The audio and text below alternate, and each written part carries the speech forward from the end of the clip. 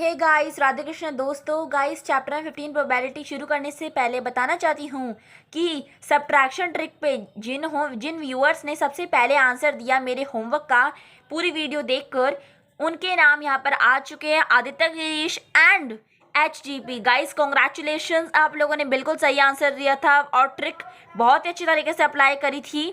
ठीक है, so guys ऐसे ही नाम अपने लाने के लिए न्यू वीडियोस में अपना नाम सबसे पहले लाने के लिए आप कमेंट सेक्शन में मेरे दिए हुए होमवर्क का आंसर दीजिए।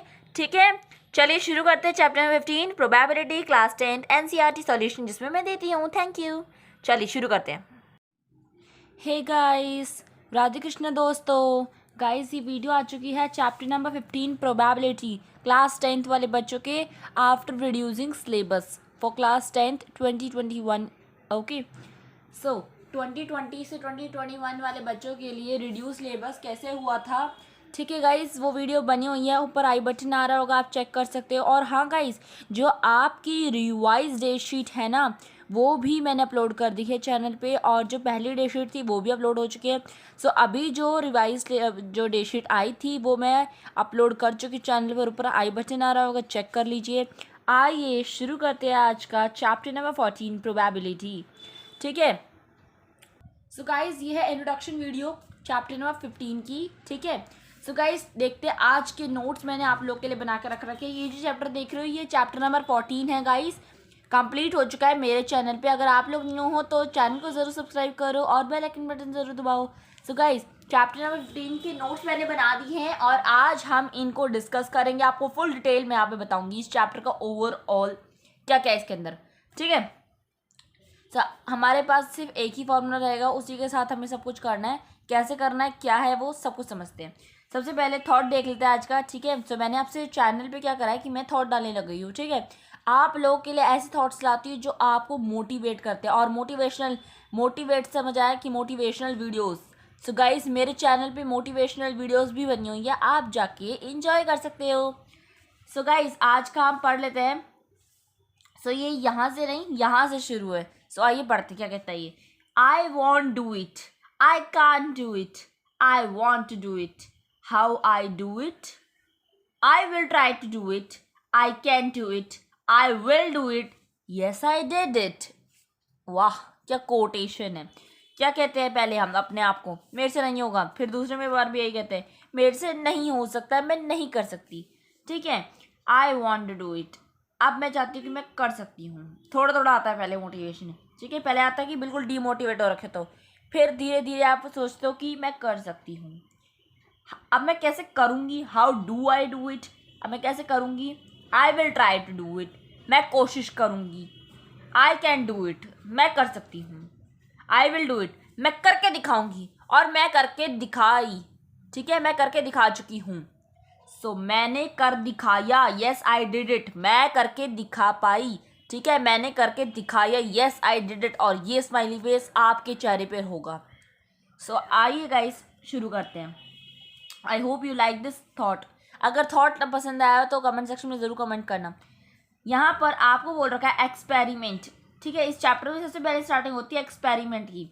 गाइस ये सबसे ज़्यादा इंपॉर्टेंट है आपको समझना कि एक्सपेरिमेंट क्या होता है। एक्सपेरिमेंट होता है an activity which end in some well defined outcomes is called an experiment.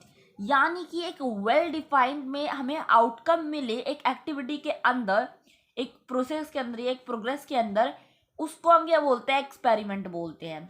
Second, trial. Performing an experiment once is called a trial. हम किसी चीज़ को ट्राई करते हैं पहली बार, उसको हम ट्रायल बोलते हैं। Third, event. The possible outcomes of a trial, यानी कि जो इम्पॉसिबल नहीं, पॉसिबल जो आउटकम्स हमारे पास आए हैं उसको हम क्या बोलते हैं, इवेंट बोलते हैं। श्योर इवेंट, अब जो हमारे पास पक्का आया ही आया, यानी an event whose occurrence is certain, जिसका आना पक्का है। श्योर इवेंट से मतलब समझ रहे हो, श्योर का मतलब एकदम पक्का, इवेंट आपको पता ही है पॉसिबल आउटकम। ठीक है, एक ऐसा आउटकम जिसका आना पक्का है। ठीक है, पॉसिबल आउटकम जिसका आना पक्का है, बिल्कुल श्योर इवेंट। ठीक है, the theoretical probability of the occurrence of an event. हम एक्सपेरिमेंट और आपका जो ये थियोरिटिकल प्रोबेबिलिटी, एक्सपेरिमेंट प्रोबेबिलिटी और थियोरिटिकल प्रोबेबिलिटी लास्ट में पढ़ेंगे, बहुत ही ज़्यादा इंपॉर्टेंट है। क्योंकि ये हम पूरे चैप्टर में यूज़ करने वाले गाइस, और इससे रिलेटेड बहुत सारे क्वेश्चंस होंगे जो आपको सॉल्व करवाऊंगी मैं, ठीक है। So guys yes, I am Himanshi making this video. So guys sixth है हमारा, the probability of a sure event is 1 and probability of an impossible event is 0। यानी कि जिस इवेंट को होना ही होना है उसकी क्या प्रोबेबिलिटी होगी, 1 होगी, ठीक है। अभी कैसे होंगी सारे एग्जांपल्स दूंगी गाइस मैं आपको। और जिसे नहीं होना है उसका क्या प्रोबेबिलिटी होएगा, उसकी 0 प्रोबेबिलिटी होगी, ठीक है। सो 7th पॉइंट कहते हैं the probability of an event E is a number P of E such that 0 is less then P of E less than और इक्वल टू 1, ठीक है। सो गाइज यहाँ पर आपके इवेंट के होने की प्रोबेबिलिटी या तो 0 होगी या तो 1 होगी, यानी कि 0 से 1 के बीच में होगी आपके होने वाले इवेंट की प्रोबेबिलिटी, ठीक है। समझ आया इतनी बात? ये 7 पॉइंट क्लियर हो गए, समझ आ गई अच्छी बात। अब ये 5th वाला पॉइंट आपको एंड में बताऊंगी मैं, क्यों बताऊंगी आपको देखना है पूरी वीडियो। सो आइए बढ़ते हैं हमारे नेक्स्ट 8th वाले पॉइंट की तरफ। 8th वाला पॉइंट ये कहता है if E is an event in general, it is true that p of e plus p dash e is equals to 1, where p जो आपका e dash stands for not e, so p dash e is equals to p not e। क्या बोल गई हिमांशी? हिमांशी बोली ये कि आपका e जो है एक इवेंट है, अगर हम जनरली बोले, अगर आपको ट्रू फॉल्स आ जाता है, तो वैसे भी इस चैप्टर से ट्रू फॉल्स आते हैं, ठीक है। सो आपको अगर ये बोल रहा है कि ये पॉइंट ये बता रहा है आपको कि अगर इन एन इवेंट, ठीक है, एक जनरली अगर हम बात कर रहे हैं, ठीक है, जनरली बात कर रहे हैं, अगर आपका p of e plus p dash e is equals to 1 पूछा जाए तो ये ट्रू है। अभी क्यों ट्रू है? ये इसलिए ट्रू है क्योंकि जो आपका p डैश e होता है वो किसके इक्वल होता है, p डैश e किसके इक्वल होता है, p नॉट e के। क्योंकि देखो p डैश हमने क्या समझा, अभी बोल रहा है कि ये जो है हमारा ये 1 के इक्वल हो सकता है। हाँ जी हो सकता है, क्योंकि हमें पता है कि जो हमारा p डैश e है वो हमारा स्टैंड करता है नॉट e के, ठीक है। तो हम यहाँ पर ये लिख सकते हैं, तो हमारा ये p ऑफ e जो भी होगा, ठीक है, प्लस जो भी होगा वो हमारा इसके इक्वल होएगा हमेशा, ठीक है गाइस। तो ये ध्यान रखना है आपको, जब भी आपसे ट्रू फॉल्स में पूछा जाए तो आपको ये बता देना है, पूरी डेफिनेशन ऐसी लिख देनी है एज इट इज वहाँ पे रीजन के टाइप में। आगे बढ़ते हैं, 9th वाला पॉइंट करते हैं। 9th पॉइंट करता है difference between experimental probability in simple words. हाँ जी यही मुझे आपको बताना था, difference between experimental probability and theoretical probability, ठीक है। यहाँ पे मैं लिखना भूल गई, and theoretical probability in simple words. आराम से हमारे बिंदास वाले जो अंदाज होता है ना उसमें मैं आपको समझाती हूँ कि इसका मतलब क्या होता है, क्योंकि ये हमारे इस चैप्टर में यूज़ किया गया, और अगर हमारा ये कॉन्सेप्ट क्लियर होगा तो हमें सारे क्वेश्चंस करने में इजी आएगा, ठीक है। सो सबसे पहले आपको अपने फिंगर रखने के सारे नोट्स गाइस आपको मिल जाएंगे, ठीक है। मैं आपको इसका PDF बना के कमेंट सेक्शन में ज्वाइन कर दूंगी, ठीक है, ऐड कर दूंगी कमेंट सेक्शन में, आपका ये पूरा PDF आपको मिल जाएगा, ठीक है। ये पूरा PDF आपको लिंक के आपको कमेंट सेक्शन में मिल जाएगी और डिस्क्रिप्शन में मिल जाएगी, आप इसको पूरा पढ़ सकते हो, ठीक है। Experiment probability is the result of an experiment. अब यहाँ पर हमारे 2 पॉइंट है, मैंने आपको बताया एक्सपेरिमेंटल प्रोबेबिलिटी की डेफिनेशन और थ्योरेटिकल प्रोबेबिलिटी की डेफिनेशन सिंपल वर्ड्स में, हमारे बिंदास वाले अंदाज में, ठीक है। एक्सपेरिमेंटल प्रोबेबिलिटी क्या होता है, रिजल्ट होता है वो एक एक्सपेरिमेंट का, जो एक्सपेरिमेंट हम कर रहे हैं, ठीक है। हमारे पास कोई भी क्वेश्चन दे रखा है तो वहाँ पर कुछ ना कुछ वो हो रहा होगा, ठीक है, उसको कुछ होने वाले को क्या बोलेंगे, एक्सपेरिमेंट बोलेंगे। सो हम क्या बोलेंगे, रिजल्ट, हमारे एक एक्सपेरिमेंट का रिजल्ट आना उसको हम क्या बोलेंगे, एक्सपेरिमेंटल प्रोबेबिलिटी बोलेंगे, ठीक है। अब इसका फॉर्मूला क्या होता है, इसका फॉर्मूला होता है P ऑफ E, क्या होता है इसका formula, P of E is equals to number of times event occur, number of times event occur.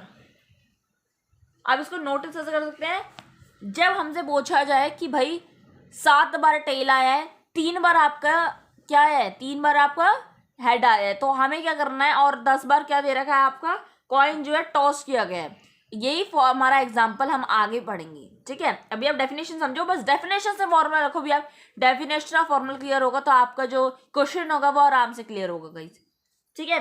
Number of times event अकर, और नीचे क्या आ जाएगा, total number of trials, trials यानी कि जितनी बार हम कोशिश कर रहे हैं, ठीक है। सो टोटल, ओके यहां लिखना है टोटल नंबर ऑफ ट्रायल्स,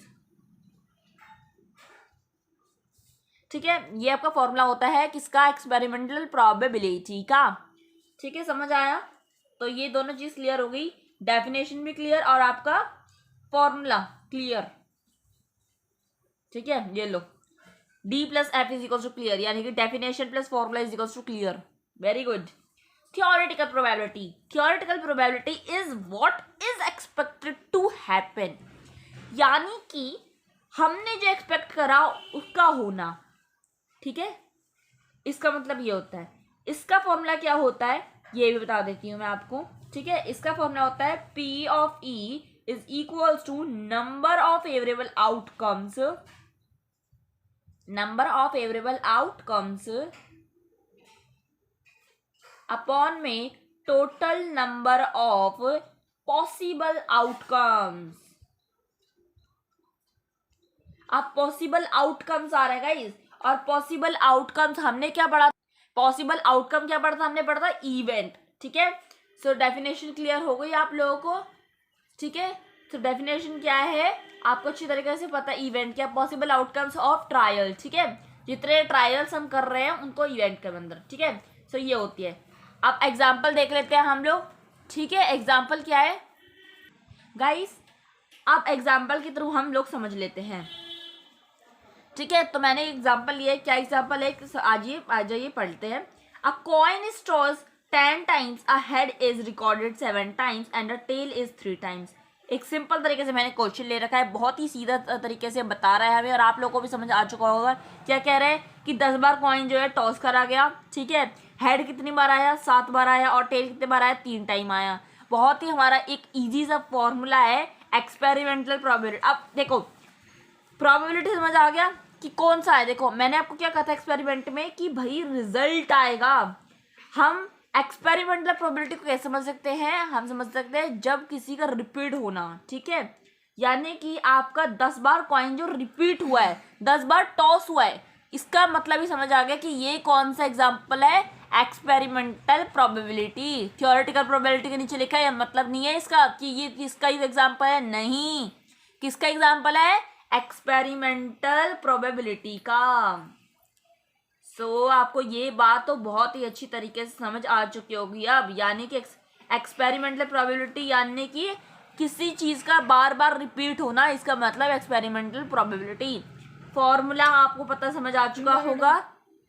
देखो पी ऑफ हेड कैसे निकाल सकते हैं प्रोबेबिलिटी, हम निकाल सकते हैं 7/10, ठीक है। और पी ऑफ टेल, हेड की प्रोबेबिलिटी निकाली, टेल की प्रोबेबिलिटी निकाल दी, ठीक है। सो इस तरीके से अभी इनका फॉर्मूला कैसे आए, ये 3 7 अपनी जगह पे कैसे आए, ये देखिए फॉर्मूला ये है आपका। आपको नोट्स मिल जाएंगे गाइस, ठीक है। नोट्स आपको कहाँ मिलेंगे, कमेंट सेक्शन में, और आपको डिस्क्रिप्शन मिल जाएंगे, ठीक है। थोड़े टाइम में आपको मिल जाएंगे, मुझे हो सकता है टाइम एडिटिंग करते हुए टाइम लग जाए, तो मैं आपको कर दूंगी, ठीक है। आप चेक कर लेना वीडियो पूरी। So P of event is equals to number of time events occur upon में total number of trials. Definition समझ आ गया, number of times event occur, जितनी बार इवेंट अकर होएगा ऊपर आ जाएगा वो, और नीचे क्या आएगा, नंबर ऑफ ट्रायल्स। जैसे यहाँ पर कितनी बार हुआ था, कितनी बार हेड आया, 7 बार, तो हमने क्या लिखा, 7 को ऊपर लिख दिया। 10वां क्या है, ये total number of coin toss, कितनी बार टॉस हुआ। समझ आया, क्लियर। वीडियो को लाइक कर देना गाइस, ठीक है। चलिए थियोरेटिकल प्रोबेबिलिटी पढ़ लेते हैं गाइस। यहाँ बताना चाहती हूँ सब्ट्रैक्शन की ट्रिक आई है, मैंने आपको बोला था ना पिछली वीडियो में कि मैं सब्ट्रैक्शन की ट्रिक लाऊंगी, वीडियो लाऊंगी, आ चुकी है, आई बटन आ रहा होगा, चेक कर लेना। Theoretical probability P of E is equals to number of favorable outcomes upon में total number of possible outcomes। अब देखो यहाँ तो मैंने नाम लिख दिया, पिछली बार एग्जाम्पल में नहीं लिखा था, यहाँ पर भी एग्जाम्पल के थ्रू हम समझेंगे थियोरेटिकल प्रोबेबिलिटी को। आइए जान लेते हैं।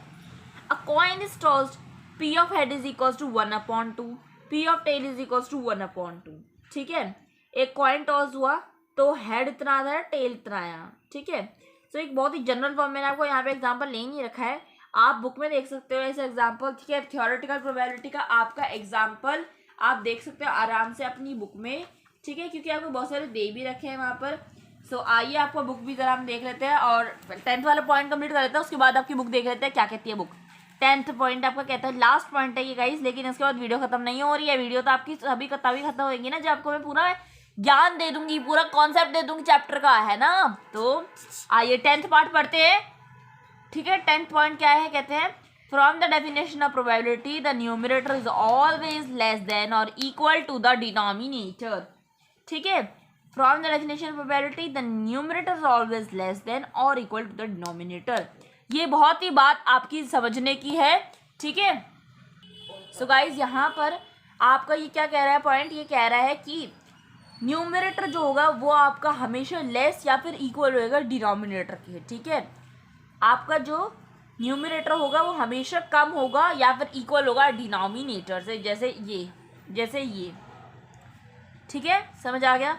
Therefore 0 is greater then p of e और स्मॉलर देन 1, ठीक है। ओके सॉरी यहाँ पे मिस्टेक हो गई मेरे से, ठीक है। सो आपका ग्रेटर वाला क्या होता है और लेस का क्या होता है, साइन ये भी समझा देती हूँ, क्योंकि बहुत बच्चे मिस्टेक करते हैं लेस और ग्रेटर का साइन समझने में। सो गाइज यहाँ पर मैं आपको समझा देती हूँ कि लेस देन और ग्रेटर का साइन क्या होता है।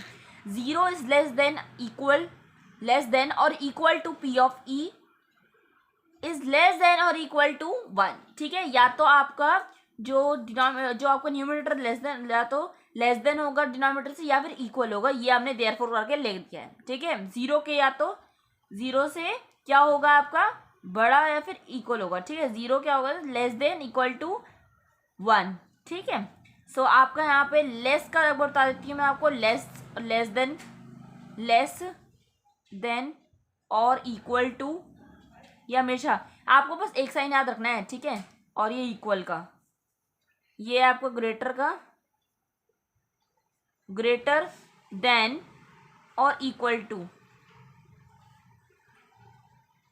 ठीक है। सो आपका ये जान लेते हैं हम, ठीक है। लो ब्लू में ले लिया मैंने ताकि आपको क्लियरली समझ आ जाए। यहाँ पे आपका ये भी डाउट क्लियर हो रहा है, ठीक है, बहुत बच्चे का होता है ये, ठीक है। सो ये किसका साइन होता है, लेस देन का। जिस तरफ मुंह खुला हो वो क्या होता है आपका, वो आपका होता है लेस का साइन, ओके गाइस। तो आपका ये लेस देन होता है, जिस तरफ मुंह खुला हुआ है उसका मतलब क्या है, वो लेस देन, ठीक है। और आपका यहाँ पर लेस देन और इक्वल टू का इसका होता है, लेस देन और इक्वल टू आपका इस तरीके से लिखा जाता है, ठीक है। एग्जाम्पल दूंगी अभी गाइस, इसके सामने एग्जाम्पल लिख के दूंगी। इक्वल का आपका इस तरीके से जाता है, ग्रेटर का आपका इस तरह है, ग्रेटर और आपका ग्रेटर देन और इक्वल टू का इस तरीके से। Now let's talk about example, ठीक है, ठीक है। तो आपको इन दोनों का एग्जाम्पल मैं दे देती हूँ, ठीक है। चलिए एग्जाम्पल देते हैं। जिस तरफ गाइस आपका मुंह खुला होता है वो आपका क्या होता है, ग्रेटर, और जिस तरफ बंद होता, जिस तरफ नहीं होता है मुंह उसका होता है लेस, ठीक है। जैसे यहाँ पर आपका क्या हो जाएगा, यहाँ पर हो जाएगा आपका इस तरीके से, ठीक है। और यहाँ पर कैसे हो जाएगा, इस तरीके से। 2 is less then 4, 4 is greater then 2, समझ आ गया। मैंने आपको थोड़ा सा मिस्टेक कर दी थी यहाँ पर, देखा, कंफ्यूज जाते हैं बहुत बार, ठीक है। तो इस तरीके से आपको कंफ्यूज नहीं होना है, आपको बस अपना कॉन्सेप्ट क्लियर रखना है। सो गाइस ये समझ आ चुका होगा, प्रोबेबिलिटी का मतलब चांस होता है। सो आपका चांस जितनी बार भी आए, संभावना किसी चीज़ के होने की, हिंदी में बताऊं तो किसी इवेंट की संभावना होना प्रोबेबिलिटी कहा जाता है। बस यहीं पर मैं वीडियो एंड कर देती हूँ, ज़्यादा लंबी नहीं करनी है गाइस, क्योंकि बच्चे वीडियो नहीं देखते हैं। जो पढ़ने वाले बच्चे होते हैं वो देख लेते हैं, और जो हमारे अपने अंदाज के होते हैं, लखनवी अंदाज के होते हैं, लखनवी अंदाज हिंदी का चैप्टर है आपका, ठीक है। सो अपने अंदाज के जो बच्चे होते हैं वो नहीं पढ़ पाते हैं, ठीक है, कोई बात नहीं। अब गाइस यही बोलना चाहती हूँ, वीडियो को लाइक करना, कमेंट करके आप देख सकते हो क्या कमेंट में आपके लिए ये पीडीएफ, ये पूरा पीडीएफ नोट्स का मिल जाएगा। साथ ही साथ आपको कमेंट में बताना है मुझे कि आपको ये वीडियो कैसी लगी, ठीक है। और रही बात आपके इसके क्या कहते हैं एग्जाम्पल्स की, सो जब आपका ये जो एक्सरसाइज आपकी दे रखी है 15.1, ठीक है, 15.1 कहाँ गई हमारी, 15.1 आ गई 15.1। सो गाइज ये 15.1 आपको मिल जाएगी 1 शॉर्ट वीडियो में, 1 नहीं तो 2 शॉर्ट वीडियो में कंप्लीट, और वहीं पे मैं आपको समझा दूंगी आपके सारे एग्जाम्पल्स, ठीक है। सो नेक्स्ट वीडियो आने वाली है बहुत ही ज़्यादा धमाकेदार, और आप लोगों के लिए आने वाली है कब, इसी के बाद, ठीक है। सो इस वीडियो को लाइक करना, ठीक है, और ज़्यादा से ज़्यादा बच्चों को शेयर करना, क्योंकि ये वाली वीडियो बहुत ज़्यादा इंपॉर्टेंट है। सब रिवीजन कंप्लीट हो जाएगा, ये मान लो एक तरीके से आप लोगों की सुपर रिवीजन हो जाएगी। मैंने सब कुछ एक्सप्लेन कर दिया यहाँ पर, ठीक है। सो चलिए गाइज, मिलते हैं नेक्स्ट वीडियो में, तब तक के लिए tata bye bye, stay safe, stay healthy, stay happy. Hey guys, welcome back to the channel Radhe Krishna. दोस्तों, आप आ चुके हो फन विद मैथ्स चैनल पे। तो चलिए आज का टॉपिक शुरू करते हैं गाइस। आज हम लोग पढ़ने वाले हैं exercise 15.1 class 10th, chapter number 15 probability, exercise 15.1 class 10th। NCERT solution मैं अपने चैनल पर प्रोवाइड करती हूँ आप सभी को, ठीक है। सो गाइस, इंट्रोडक्शन वीडियो बन चुकी है इसके ऊपर, चैप्टर नंबर 15 के ऊपर, जहाँ पर मैंने आपको फुल डिटेल रिवीजन दे दिया है, ऐसा भी कह सकते हो, या फिर आप कह सकते हो खाली इंट्रोडक्शन है वो, ठीक है। तो आप रिवीजन के थ्रू भी उसे रिवीजन के लाइक आप देख सकते हो उस वीडियो को, ठीक है। तो ऊपर आई बटन आ रहा होगा, चेक कर लेना।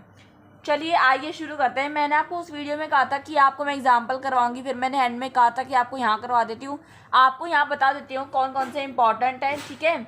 सारे एक्सप्लेन नहीं करूँगी डिटेल में, लेकिन आपको मैं फटाफट से आपसे व्यू देती हूँ, ठीक है।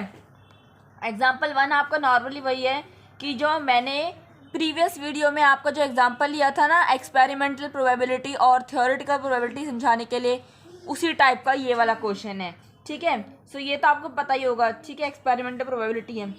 आगे क्वेश्चन नंबर 2, अब बैग कंटेन्स, ऐसे क्वेश्चन बहुत पूछ जाता है कि एक बैग के अंदर है या तो आपके क्या कहते हैं रेड बॉल है या टॉफ़ीज़ है, ऐसे क्वेश्चन पूछे जाते हैं कि एक ऑरेंज कलर की, एक ऑरेंज फ्लेवर्ड की टॉफ़ी है, एक ब्लू क्या कहते हैं लेमन कलर की लेमन फ्लेवर्ड टॉफ़ी है, या फिर मैंगो फ्लेवर टॉफ़ी है। अब मुझे बताओ कि प्रोबेबिलिटी कितनी होगी ऑरेंज फ्लेवर टॉफ़ी निकलने की, ठीक है, इस तरीके से, या फिर येलो बॉल निकलने की, रेड बॉल, ब्लू बॉल, जिस तरीके से यहाँ दे रखा है। सो एग्जाम्पल 2 तक बहुत बार रिपीट होएगा, ठीक है। इसी तरीके से मैंने इसको आप यहाँ पे भी आप IQ कर सकते हो इसको, या फिर आगे भी कर सकते हो IQ।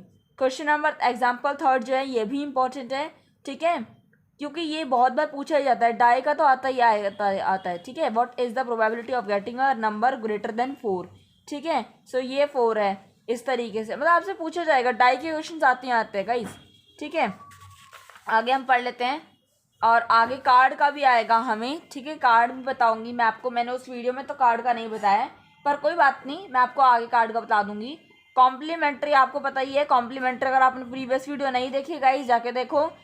P इंटू जो P probability of event plus probability of not event is equals to 1, इसको हम कॉम्प्लीमेंट्री इवेंट कहते हैं, ठीक है। सो आपने नई वीडियो देखी है तो आप जाके प्लीज़ देखो, ठीक है। सो आपका एग्जाम्पल नंबर हम नेक्स्ट देख लेते हैं, ठीक है। ये एग्जाम्पल आ गया आपका, एग्जाम्पल नंबर 5 है गाइज आपका ये, ठीक है। सो एग्जाम्पल नंबर 5 आपका इंपॉर्टेंट नहीं है, क्योंकि ऐसे बहुत क्वेश्चन हम करेंगे, ठीक है, तो ऐसे बहुत कम आते हैं। एग्जाम्पल 6 देख सकते हो गाइज आप, मैंने IQ कर रखा है तो आप भी IQ कर सकते हो इसे। एग्जाम्पल आप प्रैक्टिस कर लेना, ठीक है। मैं चैप्टर कंप्लीट करवा रही हूँ, उसके बाद हो सके तो मैं आपको IQ क्वेश्चंस ले आऊँगी। वैसे मैंने हर चैप्टर में, अगर आप मेरे चैनल पे न्यू हो सो मैं आपको बता देती हूँ कि मैंने अपने चैनल पे ट्रिक्स डाल रखी है बहुत सारी, जिससे आप अपनी कैलकुलेशन फास्ट कर सकते हो। और साथ ही साथ मैंने मैथ्स के क्लास 10th वाले बच्चों के बहुत सारे चैप्टर कंप्लीट करवा दिए हैं, जहाँ पर मैंने टिप्स दिए आपको, एक टिप्स भी है, मोटिवेशनल वीडियो बनी हुई है, एग्जाम स्ट्रेस कैसे कम कर सकते हो वो वीडियोस बनी हुई है। चैनल को ज़रूर चेक करना गाइस। और गाइस मैंने आपको हर चैप्टर में IQ क्वेश्चन दिए हैं, IQ क्वेश्चन बताए हैं आपको, ठीक है, और करवाए भी है। सो ये आपका एग्जाम्पल 6 आपका ये इम्पोर्टेंट है, ठीक है। एग्जाम्पल नंबर 7 भी इम्पोर्टेंट है। एग्जाम्पल देखो, अभी मैंने आपको एग्जाम्पल नंबर 2 बताया था, वैसा ही सेम आपका एग्जाम्पल यहाँ आ चुका है, ठीक है। तो ऐसे बहुत बार पूछा जाता है वाला। और एग्जाम्पल नंबर 7 जो है ये भी इम्पोर्टेंट है गाइस, ठीक है गाइस। तो आगे बढ़ते हैं, और आगे बढ़ते बढ़ते हम लोग शुरू करते हैं हमारा एक्सरसाइज 15.1, ठीक है गाइस। चलिए आइए शुरू करते हैं और शुरुआत कर लेते हैं। So guys example number question number 1 आपके सामने है। Complete the following statements, probability of an event E plus probability of event not E। अब देखो मैंने आपको जस्ट अभी बताया था क्या होता है प्रोबेबिलिटी, यहाँ पे सम की बात नहीं हो रही है, अभी क्या बात हो रही है, एलिमेंट्री इवेंट्स की बात भी नहीं हो रही है। अभी क्या बात हो रही है, अभी बात हो रही है कि आपके इवेंट होने की और ना होने की प्रोबेबिलिटी का क्या होगा, ठीक है। सो आपको बताइए क्या पता है, आपको ये पता है कि P of E plus P bar E is equals to 1। So आपका इसका आंसर क्या हो जाएगा गाइस, आंसर भी आपके फर्स्ट वाले का हो जाएगा 1। समझ आया, यही क्वेश्चन पूछा गया था कि होने की और ना होने की क्या होगी प्रोबेबिलिटी, हमने लिख दिया। नेक्स्ट है the probability of an event that can not happen is dash, such an event is called dash. ना होने की प्रोबेबिलिटी क्या होती है। अब ये ना होने की मतलब क्या है, इम्पॉसिबल इवेंट, ठीक है। तो अगर हमारा इवेंट होगा ही नहीं तो उसकी प्रोबेबिलिटी कैसे हो जाएगी भाई, अगर कोई इवेंट हो रहा है तो मान ली जाती है उसकी प्रोबेबिलिटी, लेकिन जब इवेंट ही नहीं हो रहा तो प्रोबेबिलिटी कहाँ से आ जाएगी, है ना। सो यहाँ पे क्या हो जाएगा 0। उसके बाद क्या बोला है, ऐसे इवेंट को हम क्या कहते हैं, ऐसे इवेंट को आप क्या कहते हो, क्या कहते हो, impossible event guys.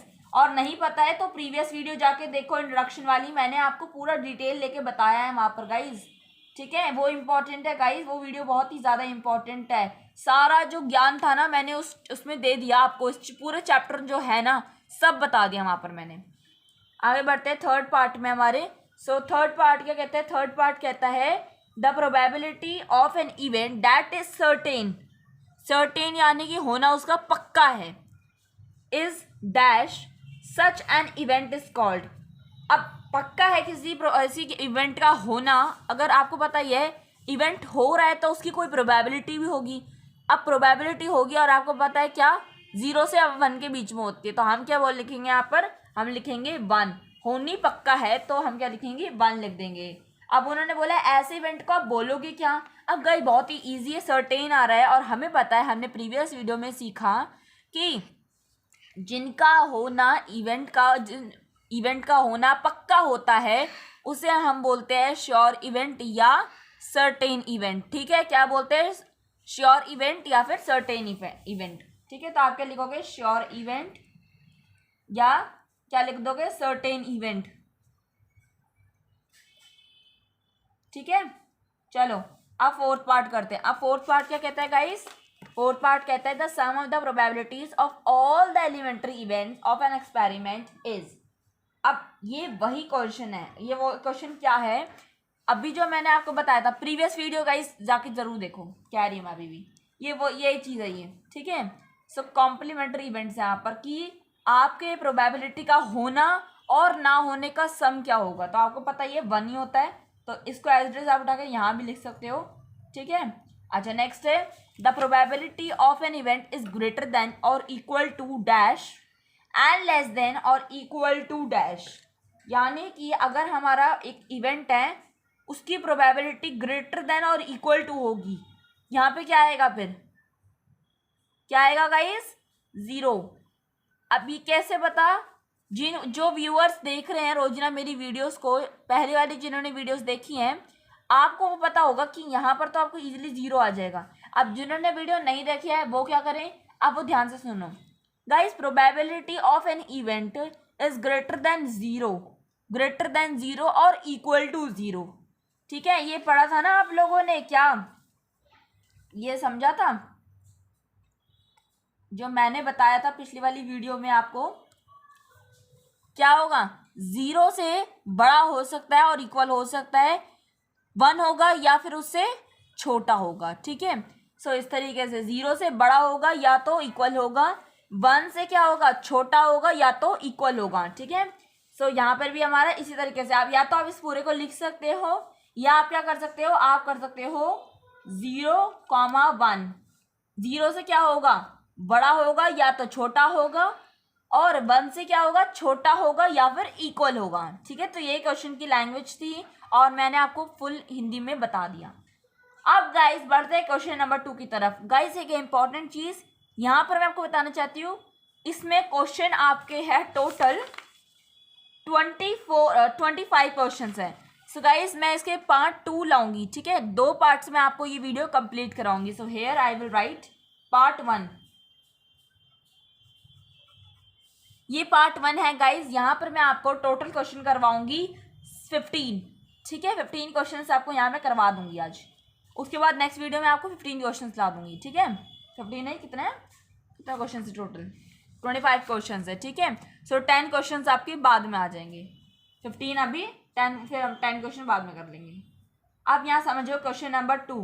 Question number 2 क्या कहता है? क्वेश्चन नंबर 2 हमारे यहाँ पे हमें ना क्या दे रखा है, which of the following experiments have equally likely outcomes.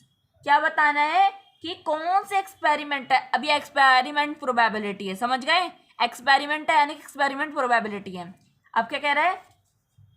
Which of the following experiments have equally likely outcomes, यानी कि 50 इधर 50 उधर। मतलब कि एग्जाम्पल समझो, आप एक बास्केटबॉल की टीम है, ठीक है, वो क्या सोच रही है कि जो टॉयस कॉइन जो है टॉस करेंगे, या तो 50% वो हेड आएगा, 50% टेल आएगा।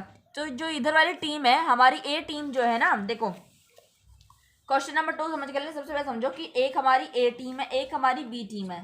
ठीक है, तो ए टीम सोच रही है जो कॉइन टॉस करेंगे वो, नहीं कॉइन टॉस वाल छोड़ो, जो ए टीम है और एक बी टीम है वो सोच रही है, ए टीम क्या सोच रही है, वो भी सोच रही है कि हम जीतेंगे, बी वाली टीम सोच रही है हम जीतेंगे। सो इसके भी क्या है, 50% चांसेस है। कितना चांसेस है? 100% चांसेस है? नहीं, 50-50 इनके भी है, 50-50 इनके भी है। यानी कि दोनों तरफ से, दोनों टीमों की तरफ से क्या चांसेस है? 50-50 चांसेस है कि वो जीत जाए। लेकिन जीतना है किसका? एक ही को जीतना है। सो यहाँ पर भी हम क्या बोलेंगे, यहाँ पर भी हम क्या बोलेंगे, ये बोलेंगे इक्वली लाइकली आउटकम्स है। अब हम चलो एक और एग्जांपल ले लेते हैं। अब एक बच्चा पैदा हुआ, ठीक है, एक न्यू बॉर्न बेबी हुआ है। अब हमें पता नहीं कि वो बॉय होगा या गर्ल होगा। सो या तो वो बॉय भी हो सकता है या फिर वो गर्ल भी हो सकती है। यानी कि 50% चांसेस के बॉय के भी है और 50 चांसेस किसके भी है? गर्ल के भी है। ठीक है, तो यहाँ पर क्या है, दोनों तरफ इक्वल है। यानी कि दोनों टीमों में क्या है, दोनों तरफ क्या है, 50-50 चांसेस है। या तो वो बॉय होगा या फिर वो गर्ल होगी। तो यानी कि कुछ ना कुछ तो वो होगा ही एक। ठीक है, सो इस तरीके से। या फिर आप बोलो कि आपको क्वेश्चन का आंसर दिया गया है, ठीक है, अब आपसे एक ट्रू फॉल्स पूछा गया है, ठीक है, अब ट्रू आपने लिख दिया। अगर एक क्वेश्चन का ऐसी एग्जांपल के दे रही हूँ, अज्यूम करो कि अगर आपको बोला जाए आपको लिखना है राइट ट्रू और फॉल्स, ठीक है, एक स्टेटमेंट दी गई है, आपको लिखना है ट्रू और फॉल्स। या तो वो अब राइट होगा, अगर आपने ट्रू लिख दिया तो हो सकता है वो राइट हो जाए, तो या फिर हो सकता है वो रॉन्ग हो जाए। तो ट्रू के जो है राइट होने का भी चांसेस है और रॉन्ग होने का भी चांसेस है। यानी कि 50% ट्रू, 50% राइट का भी है, 50% रॉन्ग का भी है। तो इसका क्या मतलब है गाइज, ये भी हमारा लाइकली आउटकम्स है गाइज। समझ आया गाइज? ये है कि मैं आपको कहना चाह रही हूँ क्वेश्चन नंबर 2 में भी हमें इसी तरीके से बताना है। अब मैं बोलती हूँ आज मैं वीडियो बनाऊंगी और आज मैं वीडियो नहीं भी बनाऊंगी। सो ये क्या है, मतलब मैं वीडियो बना भी सकती हूँ, वीडियो नहीं भी बना सकती हूँ। ठीक है, अब हो सकता है मैं वीडियो क्यों ना बना रही हूँ, मेरा फ़ोन ख़राब हो जाए, मेरी तबीयत ख़राब हो जाए, ये कोई भी, मतलब बहुत सारी कंडीशंस हो सकती हैं मेरी वीडियो ना बनाने की। और हो सकता है मैं वीडियो बनाऊँ भी, ठीक है, मेरा फ़ोन वगैरह सब सही हो, मेरी हेल्थ इश्यूज़ बिल्कुल सही हो, ठीक है, तो मैं वीडियो बनाऊँ भी। तो यानी कि क्या है, बहुत सारे कंडीशंस इधर भी हैं, मतलब अनइक्वल है कंडीशंस। यानी कि इधर 2 हैं, उधर 1 है, इधर 3 है, इधर 4 हैं। तो यानी कि इस तरीके से हम क्या बोलेंगे, इसे हम बोलेंगे अनलाइक आउटकम्स। ठीक है, हम क्या बोलेंगे, इसे अनलाइक आउटकम्स बोलेंगे। ठीक है, हम क्या बोलेंगे, अनलाइक आउटकम्स, यानी कि इक्वली आउटकम्स नहीं है। ठीक है, unequal likely outcomes, unequal likely outcomes, यहाँ पे लिख सकते हैं अनलाइक आउटकम। सो आइएगा इस क्वेश्चन नंबर 2 शुरू करते हैं। A driver attempts to start a car, the car starts और डज नॉट स्टार्ट। अब क्या कह रहा है, वो एक ड्राइवर है, कार को स्टार्ट करता है, अब वो कार स्टार्ट होगी या नहीं होगी, यहाँ पे आंसर लिख रखे हैं, इसको आप भूल जाओ। ठीक है, सो हो सकता है मैं आपको एडिट करके क्वेश्चन ऊपर दे दूँ। ठीक है, तो आपको क्या बोल रहा है, वो एक ड्राइवर है, वो अटेम्प्ट करता है स्टार्ट कार। ठीक है, तो मैं आपको ये क्वेश्चन यहाँ लिखूंगी मैं, ठीक है, ताकि आप लोग बुक में ना देखो, क्योंकि अगर आप बुक में देख लोगे तो आंसर कैसे पता चल जाएगा। ठीक है, तुक्का मार लोगे फिर आप। सो गाइज देखो, अब यहाँ पे मैंने लिख लिया, बुक नहीं दिखाऊंगी मैं आपको, यहाँ पे लिखूंगी सारे क्वेश्चन। ठीक है, अब ध्यान से समझो इसे, ठीक है, फुल फोकस यहाँ रखो। अब मैं क्या कह रही हूँ आपसे, मैं कह रही हूँ, मतलब क्वेश्चन लिखा है, मैं तो नहीं कह रही हूँ, मैंने तो बता दिया जो कहना था मुझे, कह दिया मैंने। तो अब मैं आपको क्वेश्चन की लैंग्वेज बता रही हूँ। क्वेश्चन क्या कह रहा है, अ ड्राइवर अटेम्प्ट्स अ कार, एक ड्राइवर ने अटेम्प्ट करी एक कार, ठीक है, कार चलाना शुरू करी। अब क्या बोल रहा है वो, द कार स्टार्ट्स और डज नॉट स्टार्ट। बैठ तो गया वो गाड़ी के अंदर, अब वो गाड़ी जो है शुरू होगी या नहीं होगी। अब ये इसकी प्रोबेबिलिटी हमें बतानी है, ठीक है। तो हमें बतानी है क्या, प्रोबेबिलिटी नहीं बतानी है, हमें बतानी है कि भाई वो कितनी शुरू होगी या नहीं, ठीक है गाइज। तो हमें क्या बतानी है कि गाड़ी में एक ड्राइवर बैठ चुका है, वो गाड़ी स्टार्ट होगी या नहीं होगी।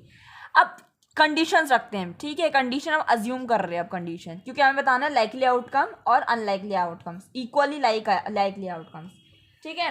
और एक्सप्लेन भी करना है, यानी कि रीज़न भी देना पड़ेगा। अब तो समझो सबसे पहले कंडीशन, वो गाड़ी में बैठ गया है, हो सकता है वो नया ड्राइवर, उसने कभी गाड़ी चलाई ना हो, ठीक है, या फिर वो क्या कहते हैं पहला बार चला रहा हो उस टाइप की गाड़ी, ठीक है।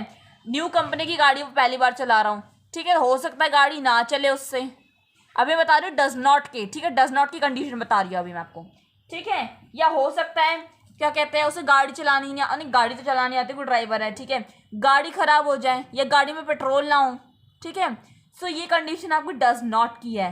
बात करती हूँ मतलब आपके स्टार्ट की बात करती हूँ मैं, कि हो जाती है अगर स्टार्ट, ठीक है। तो क्या होगा, वो पर्सन के क्या कहते हैं हेल्थ इशू अच्छे हो गए, उसे वो गाड़ी अच्छी तरीके से चलानी होती, सारी गाड़ी अच्छी तरीके से चलानी आती होगी, वो कंपनी अच्छी होगी, न्यू गाड़ी होगी और उसमें पेट्रोल भी फुल होगा। सो आप देखा 5 कंडीशन बन गई, इतनी तो हमारी डज नॉट में भी नहीं बनी।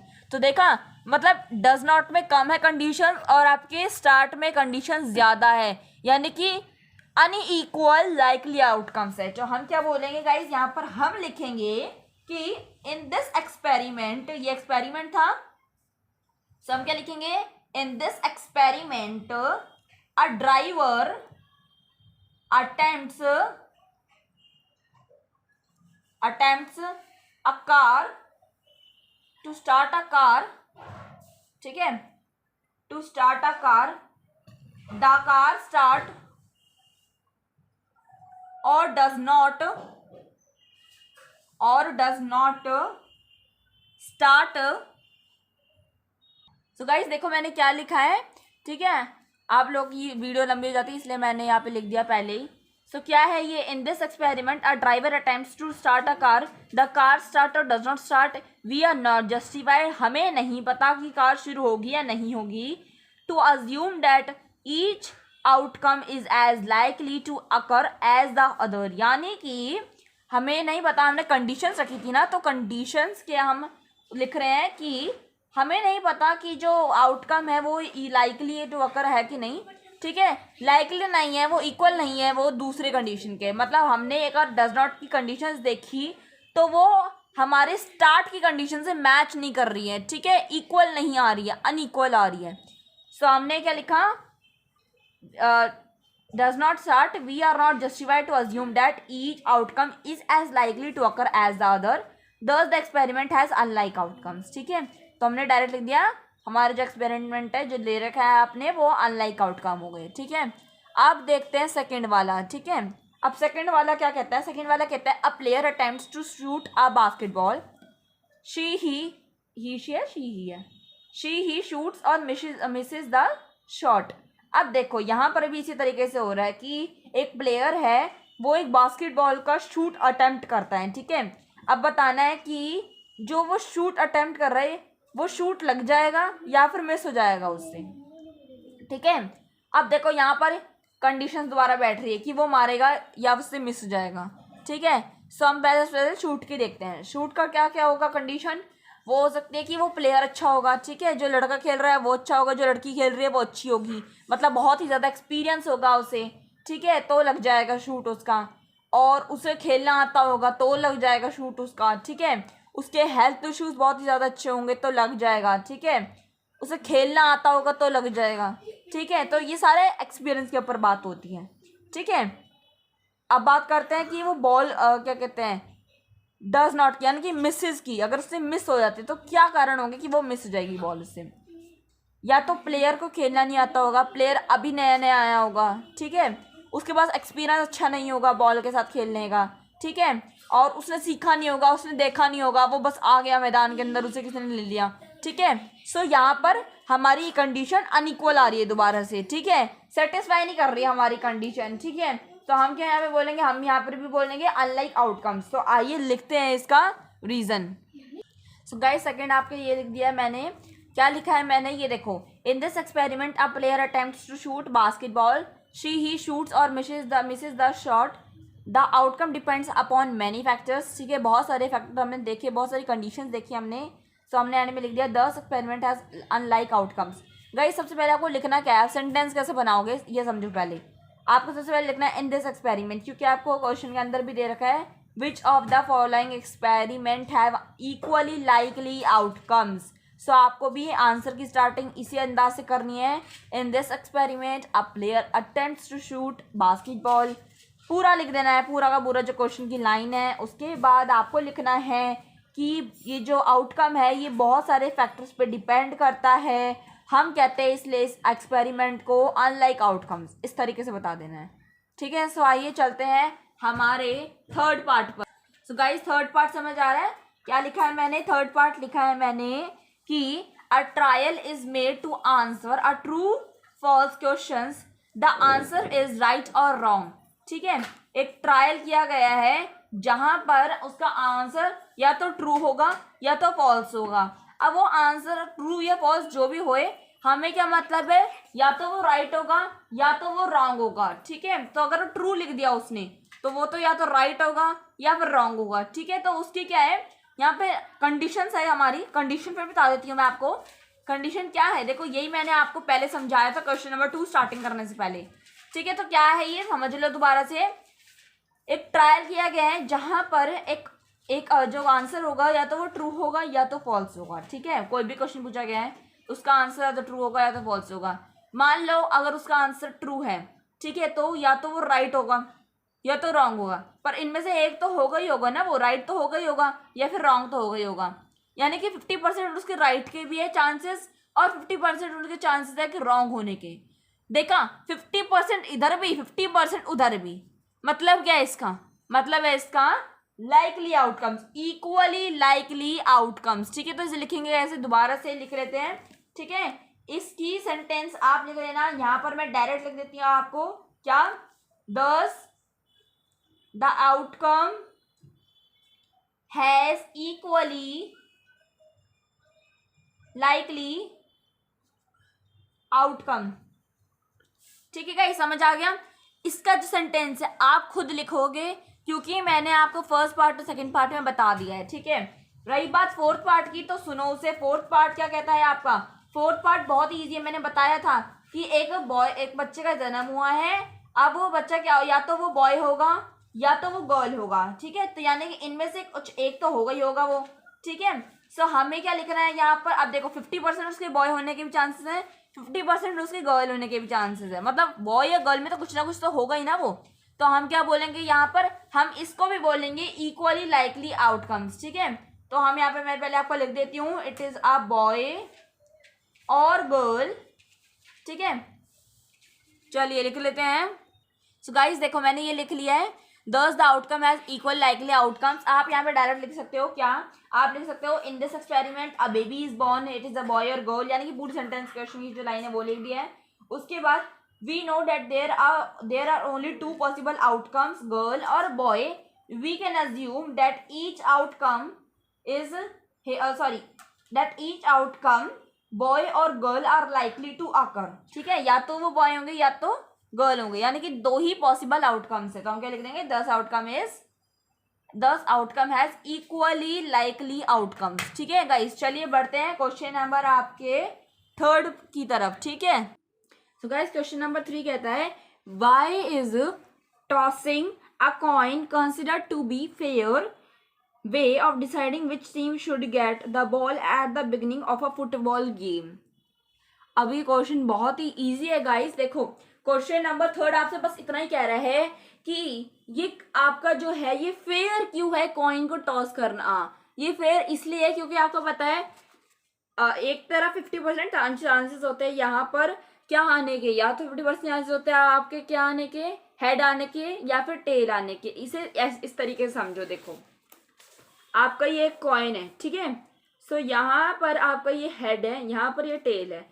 अब ए आपकी टीम है और बी आपकी टीम है। ठीक है, सो यहाँ पर आपके क्या चांसेस होंगे, या तो आपका ए वाली टीम का हेड आएगा या फिर टेल आएगा। यहाँ पर भी क्या सेम होएगा। ठीक है, सो यहाँ पर आप इसको कैसे निकालोगे, अब आपको पता है प्रोबेबिलिटी हम निकालते कैसे, प्रोबेबिलिटी हमें पता है number of favourable outcomes upon में total number of favourable outcomes. So यहाँ पर कितने आउटकम है, 2 आउटकम है, नीचे लिख देते हैं। अब हम 18 का निकाल रहे हैं तो ये कितना हो जाएगा 1।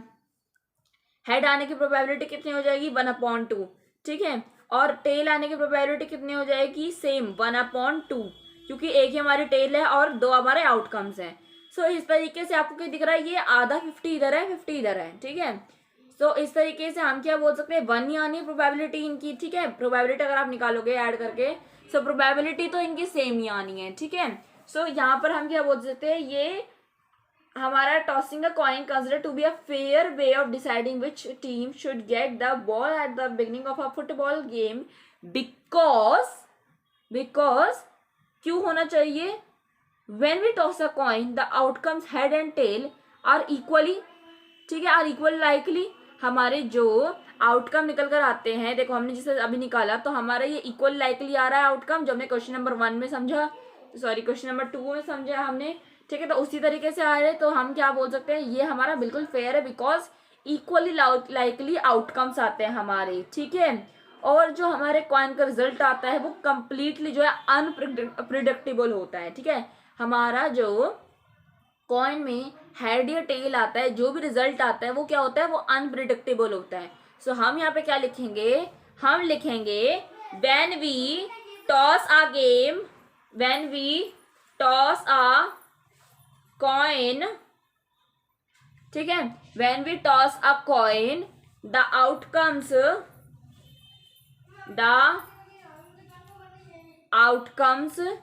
head and tail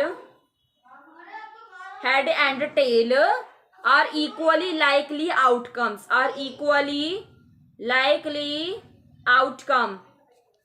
ठीक है। सो एज अ रिजल्ट क्या लिखोगे, so as a result of an individual coin toss is completely unpredictable, ठीक है। सो आप क्या लिख दोगे, result of an individual coin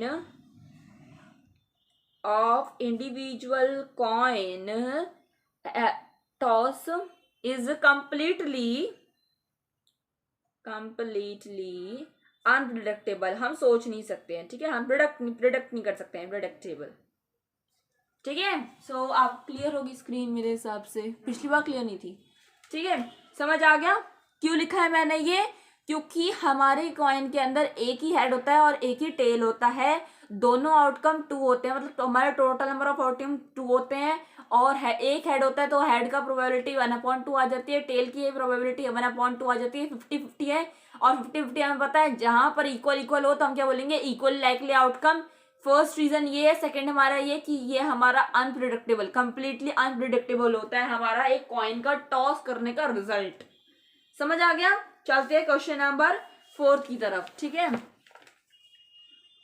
yes, question number 4 क्या कहता है, विच ऑफ द फॉलोइंग, ये बहुत इजी है, which of the following can not be the probability of an event. अब आपको पता ही है, पिछली वाली वीडियो जिन बच्चों ने देख लिया है कि हमारा, आपको पता है कि कभी भी हमारा एक इवेंट का प्रोबेबिलिटी नेगेटिव नहीं आएगा, 0 से 1 के बीच में रहेगा, 0 से बड़ा होगा या फिर इक्वल होगा, 1 से छोटा होगा या फिर इक्वल होगा, लेकिन नेगेटिव में कभी नहीं जाएगा। सो ये हमारा आंसर हो जाएगा, ठीक है। नेक्स्ट हम बढ़ते हैं, आपको यहाँ पे रीजन लिख सकते हो, since the probability of an event E is a number, और हमें पता है 0 इज ग्रेटर देन और equal to 1 P of event, और 1 से क्या होता है, छोटा या फिर इक्वल, ठीक है। तो आप इस तरीके से लिख सकते हो, क्या लिख सकते हो, ये देखो 0 से बड़ा होगा या फिर इक्वल होगा, और ये 1, ठीक है। सो 1 से आपको क्या होगा, छोटा या फिर इक्वल होगा। समझ आ गया, ये क्वेश्चन नंबर 4 है आपका, ठीक है। यहाँ पे रीजन लिख देना आप लोग, मैंने लिख दिया आपको बताने के लिए, मैंने यहाँ पे लिख दिया है, आपको फुल रीजन लिखना अगर आपको मार्क्स चाहिए, और जिन्हें अपने मार्क्स पे आ रहे होंगे वो जरूर लिख देंगे, ठीक है। चलते हैं क्वेश्चन नंबर 5 की तरफ। क्वेश्चन नंबर 5 कहता है, हाँ ये अच्छा क्वेश्चन है, आप निकालते, थोड़ी हमें थोड़ी मैथ्स भी करनी चाहिए, मैथ्स ही पढ़ रहे हैं लेकिन कोई फॉर्मूला नहीं आ रहा है, मजा नहीं आता बिना उसकी। So if P of event is equal to 0.05, what is the probability of not E? अब इवेंट के ना होने की प्रोबेबिलिटी निकालनी है, ठीक है, निकाल देते हैं, कोई बात नहीं, फॉर्मूला हमें पता ही है, ठीक है। सो चलिए निकालते हैं। सो दोबारा से हमारा वही लगने वाला है, since P of E plus P of not E, एक होने की इवेंट और एक ना होने का इवेंट, ठीक है, इज इक्वल्स टू 1, यहाँ पे आप बाहर लगा के वैसे ई लिख सकते हो, ठीक है, is equals to 1। So therefore P not E यानी कि पी ना होने की, तो हम क्या लिख देंगे 1 माइनस पी ऑफ ई, ठीक है। तो हमारा ये था हमारा पी ऑफ ई, ठीक है। सो हमारा क्या दे रखा था, हमें बुक में दे रखा था पी ऑफ ई दे रखा था, ठीक है। सो हमने लिख दिया यहाँ पर, सम वैल्यू का डालेंगे, यहाँ पर हम लिखेंगे पी नॉट ई उधर चला जाएगा क्योंकि पी नॉट ई की निकालनी ना वैल्यू में, तो पी नॉट ई उधर चला जाएगा, पी ऑफ ई ऐसे रह जाएगा, प्लस हमारा माइनस ये जो प्लस था हमारे साथ जो पी ऑफ ई था ना ये हमारा, तो ये उधर चला गया और पी नॉट ई इधर रह गया, ठीक है। तो ये कैसे हो जाएगा, पी नॉट ई इधर रह जाएगा और 1 माइनस जो पी ई की वैल्यू दे रखी है 0.05 वो यहाँ आ जाएगी, और माइनस करके बता देती हूँ आपको, ये हो जाएगा ये 0.05, 10 में से 5 9 9 और ये 0, सो 0.95 आपका आ चुका है, ना होने इवेंट की ना होने की प्रोबेबिलिटी आ चुकी है। सो क्या लिखोगे, ये आपका इस तरीके से, therefore P not E is equals to 0.95। समझ आ गया गाइस, बहुत ही इजी क्वेश्चन था ये। चलते हैं क्वेश्चन नंबर 6 की तरफ, ठीक है। क्वेश्चन नंबर 6 की देखा, फास्ट बढ़ रहे हैं अभी हम, ठीक है, फास्ट चल रहे हैं अभी हम, ठीक है। P not sorry question number 6, a bag contains lemon flavor candies only. Malini takes out one candy without looking into the bag. What is the probability that she takes out an orange flavor candy, a lemon flavored candy? यानी कि मालिनी ने एक क्या कहते हैं, एक bag है जिसके अंदर लेमन फ्लेवर्ड कैंडीज है। बताया था पहले आपको कि इस तरीके से क्वेश्चन आएंगे, एग्जांपल नंबर 2 एग्जांपल नंबर 8 की तरह क्वेश्चन आ चुका है। अब बैग कंटेन, एक बैग है जिसके अंदर लेमन फ्लेवर्ड कैंडीज है, मालिनी की उसने एक कैंडी निकाली विदाउट देखे, मतलब बिना देखे मालिनी ने कैंडी निकाली। देखो कैसी लड़की है, बिना देखे कैंडी निकालती है, हम तो भाई देख के निकालते हैं सारी कैंडीज, है ना। What is the probability that she takes out an orange flavoured candy? अब मुझे बताओ, अक्कल लगाने की बात है कि अगर पूरा बैग लेमन फ्लेवर्ड कैंडी से भरा हुआ है तो ऑरेंज फ्लेवर कैंडी कहाँ से आ जाएगी? अरे नहीं आएगी ना। सो ये तो इम्पॉसिबल इवेंट है। तो इम्पॉसिबल इवेंट को क्या कहते हैं हम? इम्पॉसिबल इवेंट किसके इक्वल होता है? 0 के। सो भाई ये तो हमारा सामने से एक इजी सा है, 0 लिख देते हैं। एक्सप्लेन करना है गाइज, एक्सप्लेन करना है, एक्सप्लेन के बिना काम नहीं है, ठीक है। सेकंड देखते हैं क्या कहती है, अ लेमन फ्लेवर कैंडी। अब ये तो श्योर इवेंट हो गया हमारा, ठीक है। सो यहाँ पर आप इसके नीचे में लिख देती हुए कि इम्पॉसिबल इवेंट है, ठीक है। और यहाँ पे मैं 1 लिख देती हूँ, और क्यों है देखो लिख देती हूँ, श्योर इवेंट या सर्टेन इवेंट, जो कहना है कहो, इन दोनों को ही लिखो, ठीक है। ये श्योर इवेंट है हमारा। देखो क्यों? क्योंकि पूरा बैग ही लेमन फ्लेवर की कैंडी से भरा है, तो बात कहाँ से आ गई ऑरेंज फ्लेवर्ड कैंडीज की, ठीक है। सो इसलिए समझ आया है क्वेश्चन। बढ़ते हैं नेक्स्ट क्वेश्चन की तरफ, क्वेश्चन नंबर 7 की तरफ। क्वेश्चन नंबर 7 क्या कहता है, it is given that in a group of 3 students the probability of 2 students not having the same birthday in is 0.992। अच्छा, प्रोबेबिलिटी दे रखे 2 बच्चों की सेम बर्थडे ना होने की, सेम डेट पे बर्थडे ना होने की। What is the probability that the 2 students had the same birthday, ठीक है। यानी कि एक डेट के दिन ही, जैसे मैंने बोल दिया 28 नवंबर, ठीक है, तो 28 नवंबर को जैसे 2 बच्चों का आ रहा है, सो उसकी प्रोबेबिलिटी हमें निकालनी है। लेकिन उसी दिन 2 बच्चों का नहीं आ रहा है, तो उसकी प्रोबेबिलिटी कितनी है? 0.992, ठीक है। सो आपको इस तरीके से निकालनी है, प्रोबेबिलिटी किसकी निकालनी है? 2 स्टूडेंट की निकालनी है जिनका सेम बर्थडे होता है, ठीक है भैया। ये भी निकाल लेते हैं हम, ठीक है, या भी ये भी निकाल के देते हैं। अब यहाँ लिखेंगे हम गिवन फाइंड, ठीक है। तो क्या लिखना है यहाँ पर हमें? गिवन फाइंड लिखेंगे हम। सबसे पहले लिखते हैं गिवन क्या है हमें, ठीक है। तो ग्रुप ऑफ स्टूडेंट्स दे रखे हैं, ग्रुप ऑफ स्टूडेंट्स है हमारे पास 3। नेक्स्ट क्या है हमारा? Probability of students not having the same birthday, probability of students not having the same birthday। कोई बच्चों का होता है ना 2 नवंबर को ही सभी का हो जाता है, ठीक है। तो यहाँ पर मैं लिख देती हूँ 0.992 दे रखा है हमें, ठीक है। फाइंड क्या करना है गाइस, हमें फाइंड करना है हमें प्रोबेबिलिटी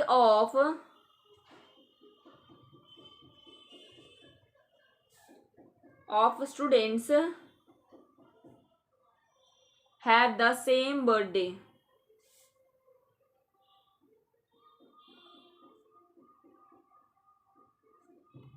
ठीक है, हमें फाइंड क्या करना है, ये फाइंड करना है और ये गिवन है हमारा, समझ आ गया। सॉल्यूशन लिखते हैं अब हम। सॉल्यूशन बिगिन होता है यहां से, ठीक है। So let E be the event, हम इवेंट को क्या मान लेते हैं, ई मान लेते हैं, ठीक है। Let E be the event of having the same birthday, let कर लेते हैं हम बर्थडे सेम होने के लिए, लिख दिया हमने। अब क्या लिखेंगे, हम लिखेंगे पी ऑफ ई कितना दे रखा है हमारा, पी ऑफ ई दे रखा है हमारा 0.992 है ना, 0.9, हाँ ठीक है। और आपको पता ही है दोबारा से हमारा कौन सा यूज होएगा, अभी जो हमने किया था क्वेश्चन नंबर 5 में जो अप्लाई किया था ना, वही सेम फॉर्मूला यहाँ लग जाएगा। बहुत इजी था, क्या, but P of E plus P not E, यानी कि आपका ई बार वाला इज इक्वल्स टू 1, और पी ऑफ कितना दे रखा है आपका 0.992। तो हम क्या करेंगे, इसको पी नॉट ई को हम क्या कर देंगे, ले जाएंगे उधर, ठीक है। सो चलिए लिख देते हैं हम, क्या लिखेंगे यहाँ पर, ये हो जाएगा 1 minus P of E is equals to 1। P not E की निकालनी ना हमें, तो हम यहाँ पे इसको ऐसे लिख देंगे, P not E is equals to 1 minus P of E is minus 0.992 is equals to, ठीक है। सो अब हमें दोबारा से क्या निकालना है, माइनस करना है 1.000 और 0.992 माइनस करना है, माइनस कर देते हैं। 10 में से 2 8, 9 में से 9 0, ठीक है। और ये कितना हो जाएगा, ये भी 9 0, और ये तो 0 हो ही जाएगा। तो 0.008 आ रहा है हमारा आंसर, 0.008 आया है हमारा आंसर। और हम क्या लिख देंगे यहाँ पर, देयरफॉर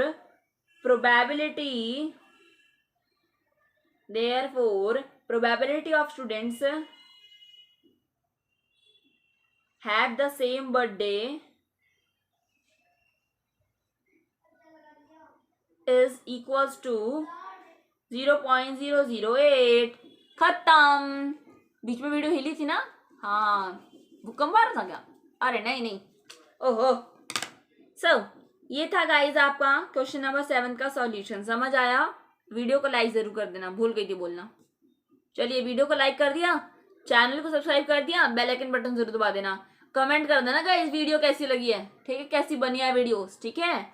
चलिए, और ऐसी बहुत सारी वीडियोस के लिए चैनल को जरूर सब्सक्राइब कर देना, ठीक है। और दोस्तों को जरूर बता देना अपने कि भाई वीडियो बनती है एक चैनल पर, और बहुत मस्त मस्त वीडियोस आती है उसके ऊपर, ठीक है, और बहुत ही फन में बनाती है वो। चलिए आगे बढ़ते हैं क्वेश्चन नंबर 8 की तरफ, ठीक है। गाइस क्वेश्चन नंबर 8 ये रहा, अ bag contains 3 red balls and 5 black balls. एक बैड है, बैड बोल रही हूँ, bag contains 3 red balls and 5 black balls, ठीक है। एक बैग है जिसके अंदर 3 लाल रंग की बॉल है और 5 काली रंग की बॉल है। A ball is drawn at random from the bag, bag के अंदर से एक बॉल निकाली गई। What is the probability that the ball drawn is red, कितनी आएगी, और रेड ना आने की प्रोबेबिलिटी अब ये बताना है, ठीक है। चलिए निकाल लेते हैं इस क्वेश्चन को भी, बहुत ही ईजी है। आप सभी को अगर ये ईजी लग रहा है तो वीडियो को भी लाइक करते रहना गाइस, ठीक है। समझा रही सारे सॉल्यूशंस आपको मैं इस वीडियो में कवर करवाती हूँ, ठीक है। सो यहाँ पे लिखते हैं देयर आर, अब टोटल बॉल्स कितनी है, there are total ball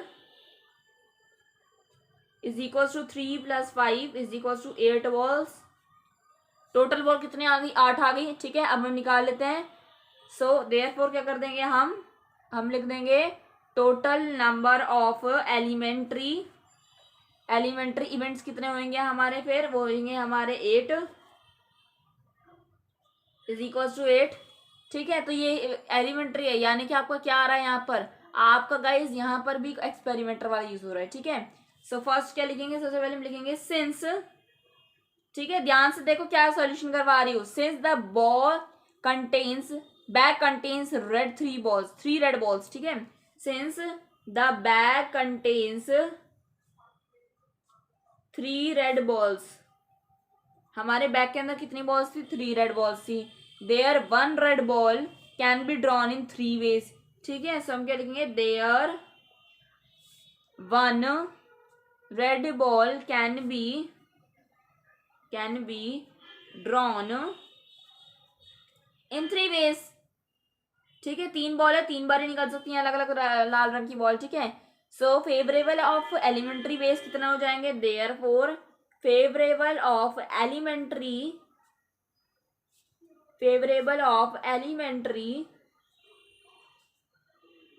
events ways is equal to 3। अब यहां पर P गेटिंग रेड बॉल, अब यहां लिख देंगे हम, hence P getting a red ball event है, पता है इवेंट का नाम लिख देते हैं हम, इज इक्वल टू 3/8। कैसे है ये, अब आपको पता है ये कैसे है ये, क्योंकि हमें पता है फॉर्मूला हमारा P ऑफ E क्या कहता है, is equal to number of favourable outcomes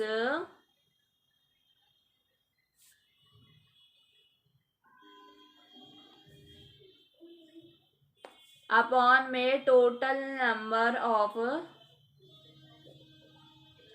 मेरा हाथ हिलाने से पोल हिल रहा है पूरा पूरा,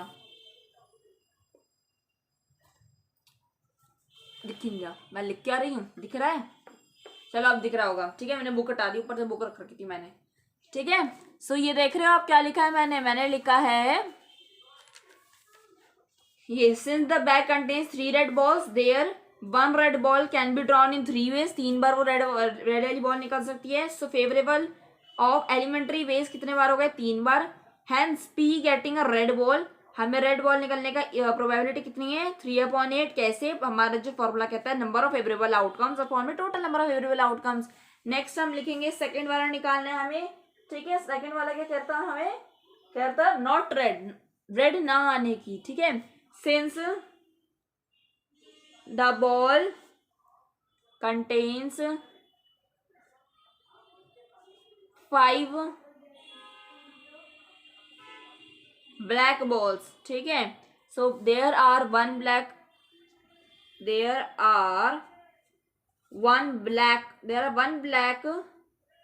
ball can be drawn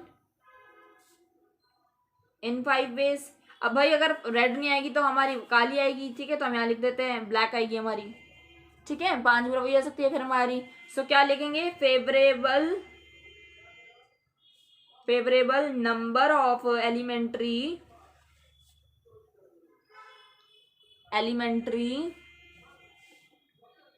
veg is equal to 5।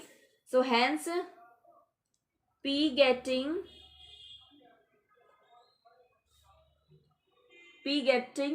not red, getting not red ball is equals to कितनी हो जाएगी, 5/8। अब आपका फॉर्मूला अब आप खुद लिख लेना, ठीक है। नंबर ऑफ फेवरेबल आउटकम्स, ये भी मैंने कर दिया काम। स्पून फीडिंग हो रही है, स्पून फीडिंग है ना, फूडिंग में स्पून फीडिंग कह सकते हैं हम, नहीं कह सकते, चलो कोई बात नहीं, मदद करनी अच्छी बात होती है लाइफ में। अगर एक दिन में आप 100 लोगों की नहीं तो 1 लोगों की जरूर हेल्प करो, और लाइफ में ना हर दिन एक इंसान को जरूर हंसाया करो, ठीक है। क्योंकि इससे क्या होगा, आप भी खुश रहोगे कि आपने पूरे दिन में किसी की हेल्प की या आपने उसको हंसाया, ठीक है। बहुत अच्छी बात होती है, ठीक है, गॉड इससे खुश होते हैं, ठीक है। सो यहाँ पर आपका ये समझ आ गया, क्वेश्चन नंबर 8 यहीं पे खत्म होता है, समाप्त होता है। समझ आया, I hope you all understand this, ठीक है। चलिए अब आगे बढ़ते हैं, क्वेश्चन नंबर हमारे 9th की तरफ, ठीक है। सो क्वेश्चन नंबर 9 हो सकता है मैं आपको होमवर्क दूं या फिर करवाऊं। सबसे पहले क्वेश्चन जान लेते हैं गाइस, ठीक है। क्वेश्चन 9 क्या कहता है, सेम है भी, कोई बात नहीं, करवा देती हूँ। अ box contains 5 red marbles, 8 white marbles and 4 green marbles. एक बॉक्स है जिसके अंदर 5 रेड मार्बल्स है, 8 व्हाइट मार्बल्स है, 4 ग्रीन मार्बल्स है। 1 marble is taken out of the box at random, randomly कोई भी एक मार्बल उठाया गया है। What is the probability that the marble taken out will be red white and not green. Red white निकाल सकते हैं लेकिन ग्रीन ना निकले, इसकी प्रोबेबिलिटी बतानी है। अच्छा जी, ग्रीन देते हैं हमें, चलो कोई बात नहीं, कोई बात नहीं। हमें तो प्रोबेबिलिटी इनकी बतानी है कि ये कब आएंगे, ठीक है, इनके आने की क्या प्रोबेबिलिटी है ये बतानी है हमें। सो आइए सेम ही क्वेश्चन है, चलिए करते हैं क्वेश्चन नंबर 9, ठीक है। सो टोटल नंबर ऑफ कितने दे रखे हैं, टोटल नंबर ऑफ मार्बल्स क्या हो जाएंगे, सबको ऐड कर देंगे गाइस हम। सो 5 + 8 + 4, सो कितना होगा, ये आपका हो गया 12 और 12 और 5 आपके 17, ठीक है। 17 मार्बल्स हो गए टोटल आपके, ठीक है। So total number of therefore total number of elementary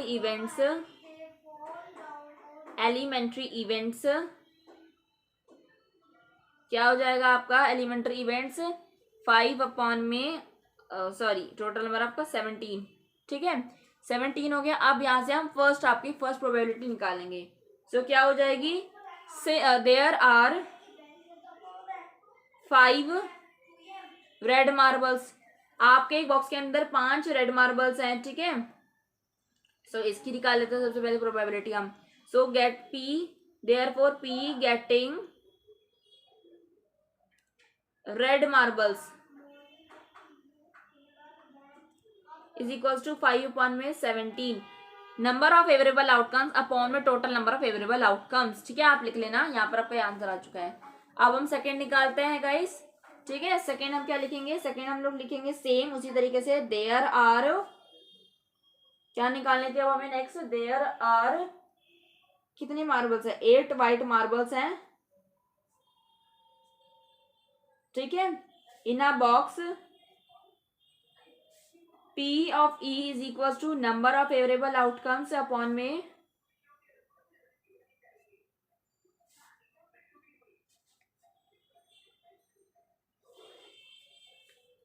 में total number of outcomes.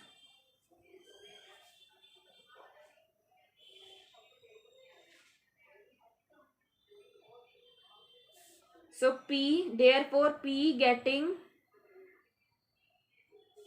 white marbles, sorry, P getting white marbles is equals to कितना था, 8 अपॉन में 17। अब नॉट ग्रीन आने की निकाल देनी है गाइस हमें, ठीक है। तो ये सेकेंड पार्ट था आपका कंप्लीट हो गया। थर्ड पार्ट पे चलते हैं, क्या बोला, नॉट ग्रीन ना आने की प्रोबेबिलिटी निकालनी है, ठीक है। So there are 4 green marbles in the box, therefore favorable number of elementary event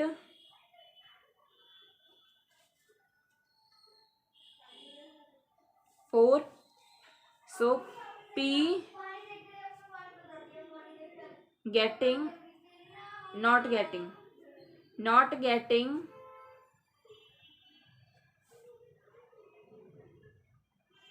green marble is equal to 4 upon में 17, ठीक है, 4 अपॉन 17। सो इसका आप इस तरीके से लिख सकते हो। सो गाइज ये था आपका क्वेश्चन नंबर 9। आइए बढ़ते हैं क्वेश्चन नंबर 10 की तरफ। क्वेश्चन नंबर 10 क्या कहता है आपसे, क्वेश्चन नंबर 10 कहता है आपसे अ पिगी बैंक कंटेन्स, दिख रहा है क्वेश्चन, अ पिगी बैंक कंटेन्स 50 पैसा coins, 50 rupees 1 coins 20 1 coin 20 rupees 2 coins and 10 rupees 5 coins. It is equal likely that one of the coins will fall out when the bank is turned upside down. What is the probability that the coin first will be 50 पैसा coin, second will not be rupees 5 coin, ठीक है। सो इस तरीके से ये निकालना है guys. अब ये हमारा कॉइन का है तो हम इसको भी निकाल ले से, या फिर होमवर्क दो आपको मैं, चलो निकाल लेते हैं, ठीक है। सो आपको 2 ही तो पूछे गए हैं, निकाल लेते हैं हम फटाफट से। सो आइए निकालते हैं। सो सॉल्यूशन बिगिंस होता है यहाँ से, ठीक है। सो हम क्या लिखेंगे, सबसे पहले हम लिखेंगे नंबर ऑफ 50 पैसा कॉइन्स, ठीक है। 50 पैसा कॉइन्स क्या दे रखा है उन्होंने हमें, 100। नंबर ऑफ 50 पैसा कॉइन्स इज इक्वल्स टू 100, ठीक है। Number of 1 rupees coins, 1 rupees, number of 1 rupees coins is equals to 50, number of 2 rupees coins is equals to 20। जो दे रखा है बुक में वही लिख रही हूँ मैं सारे गाइस। अब यहाँ पर नंबर ऑफ कितना दे रखा है, 5 कॉइन्स आपको दे रखा है इन्होंने, 5 कॉइन्स, 5 को कितना दे रखा है आपको, हाँ 5 आपको 10 दे रखा है, ठीक है, लिख लिया। चलिए आगे बढ़ते हैं। अब आगे बढ़ते हैं गाइस। यहाँ पे हमें क्या निकालना है, टोटल नंबर ऑफ कॉइन्स निकालना है पहले कि हमें टोटल नंबर ऑफ कॉइन्स निकालने पड़ेंगे। Total number of coins is equals to 100 plus 50 plus 20 plus 10, ठीक है। सो ये कितना आ गया, 150, 170 और 180, ठीक है। तो कितना आ गया, 180 आ गया। ये आपका टोटल आपको कितना आ गया, 180, ठीक है। समझ आ गया इतना आपको। अब फर्स्ट निकालते हैं। फर्स्ट क्या बोलता उन्होंने, गेटिंग विल बी 50 पैसा कॉइन, ठीक है, 50 पैसा कॉइन निकालने हैं। सो पी गेटिंग 50 पैसा कॉइन, ठीक है। सो आपका यहाँ पे क्या हो जाएगा, आपको पता ही है 50 पैसा अपॉन में कितना हो जाएगा, 180 हो जाएगा, ठीक है। सो 51 अपॉन, और आपको पता ही है 0 0 कट गया और ये कितना हो जाएगा आपका, हो जाएगा ये आपको, सॉरी 100 है ना आपको, तो सॉरी आपको 50 पे इतना कितना दे रखा है, 50 आपको 100 दे रखा है, ठीक है। तो आपको 100 अपॉन में 180 हो जाएगा, 0 0 कट जाएगा, ये 9 से गया, ये 5 से गया, कितना हो गया 5 अपॉन में 9 आपको आ गया इसका आंसर। सेकंड हम इस तरीके से करते हैं। सेकंड हमें क्या बोलता है, getting will not be a ₹5 coin. अब 5 रुपीज कॉइन ना आने की प्रोबेबिलिटी निकालनी है, ठीक है। सो ये किस तरीके से हो जाएगा, ये हो जाएगा number of ₹5 coin is equals to 10, probability of 5 rupees coin कितना, 10 अपॉन में 180 कट गया, ये कितना हो गया 1 upon 18। So probability of not ₹5 coin, probability ना होने की कॉइन की, ठीक है, not rupees coin, not ₹5 coin. So ये कितना हो जाएगा आपका 1 माइनस P 5 रुपीज, ठीक है। तो ये कितना हो जाएगा 1 माइनस 1 अपॉन 18, ठीक है, 1 माइनस 5, ठीक है। सो ये आपका कितना हो जाएगा, ये हो जाएगा 17 अपॉन में 18, एलसीएम ले लो, एलसीएम लेने के बाद 17 अपॉन 18 आ जाएगा आपका प्रोबेबिलिटी आपके 5 कॉइन ना होने की, ठीक है। I hope you all understand this question. यहाँ तक आपको क्वेश्चन समझ आया होगा गाइस। अगर समझ आया तो लाइक जरूर करना वीडियो को, चैनल जरूर सब्सक्राइब करना, और कोई डाउट हो, कोई आपको गलत लगे कहीं जगह, कोई आपको क्या कहते हैं आपका स्टेप कोई मेरा गलत लगे आपको, तो कमेंट सेक्शन में जरूर बताना, मैं आपको वो क्लियर कर दूंगी, ठीक है। सो ये था क्वेश्चन नंबर 10। आइए बढ़ते हैं क्वेश्चन नंबर 11 की तरफ। सो गाइस क्वेश्चन नंबर 11 क्या कहता है आपसे, गोपी buys a fish from a shop for his aquarium. The shopkeeper takes out one fish at random from the tank containing 5 male fish and 8 female fish. See figure 15.4. What is the probability that the fish taken out is a male fish? ये देखो, ये है आपकी, ये figure है, ठीक है।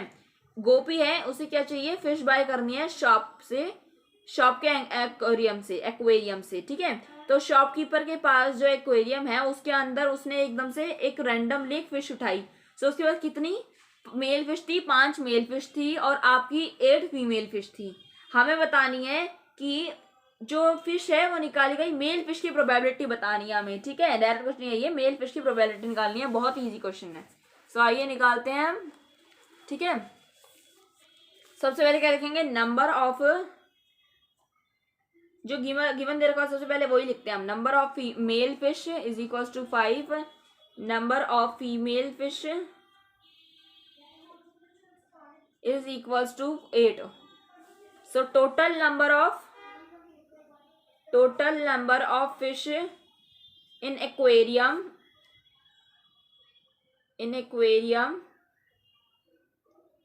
Is equal to 5 plus 8 होता है आपका 13।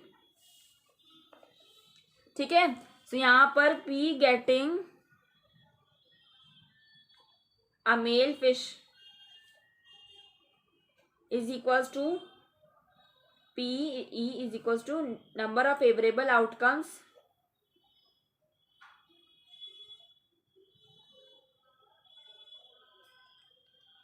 upon में total number of favorable outcomes। so कितना हो जाएगा आपका, मेल फिश कितनी है आपकी 5 है, 5 अपॉन में 13 हो जाएगा। ठीक है, समझ आ गया। सो यही आपका आंसर है। Therefore P of getting a male fish, probability of getting a male fish is equals to 5 upon 13। ये आपका आंसर है। चलिए आइए गाइस बढ़ते हैं क्वेश्चन नंबर 12 की तरफ। ठीक है, क्वेश्चन नंबर 12 का कहता है, क्वेश्चन नंबर 12 कहता है a game of chance consist of spinning an arrow which comes to rest pointing at one of the numbers 1 2 3 4 5 6 7 8 and these are equal like a likely outcomes. What is the probability that it will point at 8, an odd number, a number greater than 2, a number less than 9। ठीक है guys, तो ये आपको यहाँ से मैं आपको question number 12 से और क्वेश्चन नंबर 25 से तक ये आपको करवाऊंगी नेक्स्ट वीडियो में। ठीक है, ताकि वीडियो लंबी ना बने और आपको समझ भी आ जाए। ठीक है सारा। सो कितने क्वेश्चन रह गए आपको मैंने करवा दिए पूरे 11 क्वेश्चंस। ठीक है, सो आपके बच्चे कितने हैं, आपके बच्चे हैं पूरे 14 क्वेश्चंस। तो आपको 14 क्वेश्चन आपको नेक्स्ट वीडियो मिल जाएंगे। ठीक है गाइस, तो चलिए मिलते हैं नेक्स्ट वीडियो में। Till then bye bye, subscribe my channel, hit the bell icon button.